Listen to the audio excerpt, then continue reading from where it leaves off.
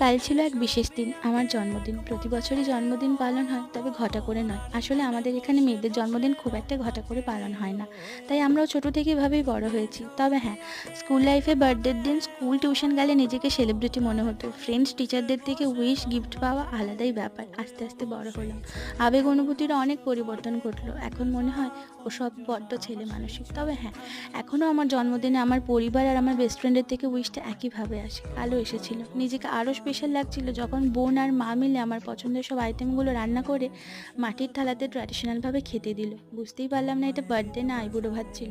না না, মজা করছিলাম। থ্যাংক ইউ মা আর বোন, তোমাদের জন্য এই বার্থডেটা আরও স্পেশাল হলো। ও, কাল থালিতে কী ছিল বলাই হলো না। কাল ভাতের সাথে ছিল আমার ফেভারিট আলু ভাজা, বেগুন ভাজা, শিম ভাজা, বড়ি ভাজা, মাছ ভাজা, মাছের ডিম ভাজা, কাতলা মাছের মাথা ও তেল দিয়ে শিক পালংয়ের চচ্চড়ি, বড় বড় আলু দিয়ে শোল মাছের টক ঝাল আর মিষ্টি দই।